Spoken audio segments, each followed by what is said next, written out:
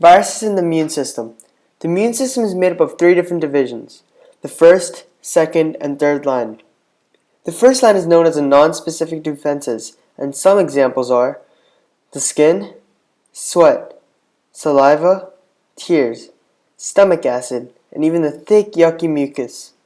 The skin is thick epithelial tissue that acts as a blockade and stops bacteria and viruses from entering.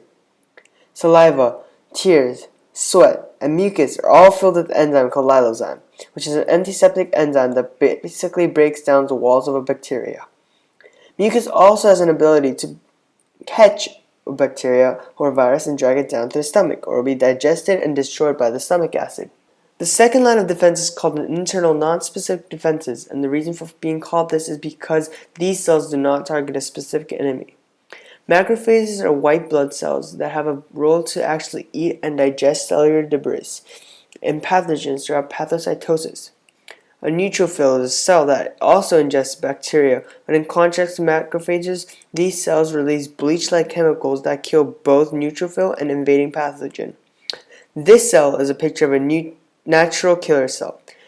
This cell kills cells that are infected by releasing small amounts of chemicals, but this also kills not only the infected cells but also healthy cells. The mast cell is the reason why sometimes the body gets inflamed after a pathogen invasion. This cell is an initiator for the inflammatory response, and it secretes the chemical histamine, which triggers nearby capillaries to dilate or widen and become leaky, which causes excess blood and plasma flow to the damaged area, causing redness and swelling. Finally, there is the interferon. Interferon is responsible for protecting other cells that is about to be infected by a virus or bacteria in the body.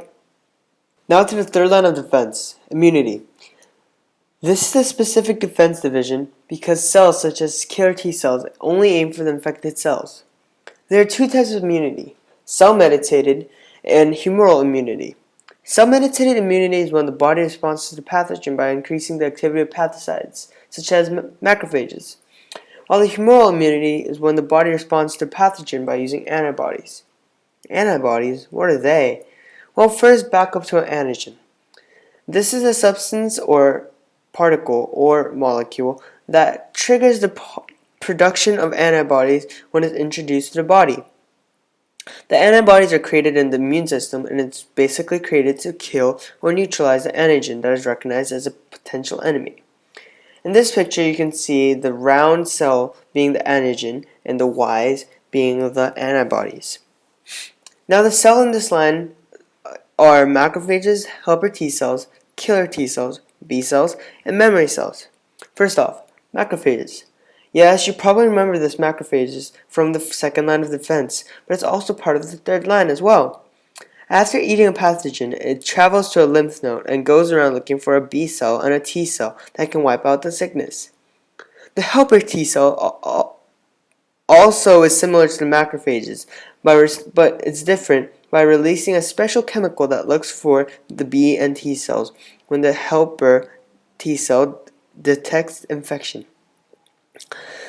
The B cell is a cell that is in the lymph node, and once it is initiated, it starts producing proteins that hang on to the viruses that are floating around, looking for a healthy cell to invade.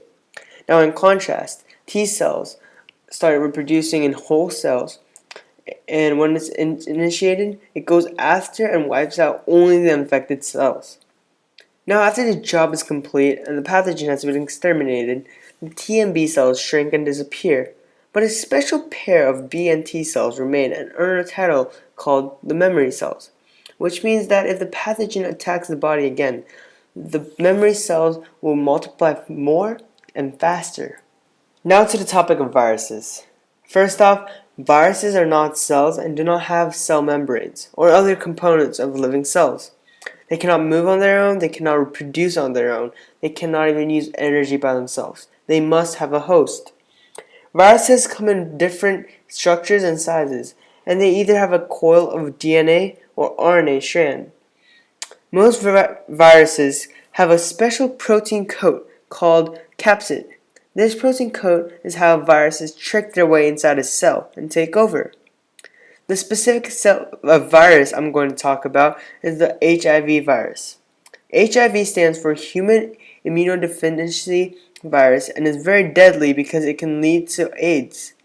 This virus is passed on by blood, semen, vaginal fluid, pre-ejaculate, and even breast milk.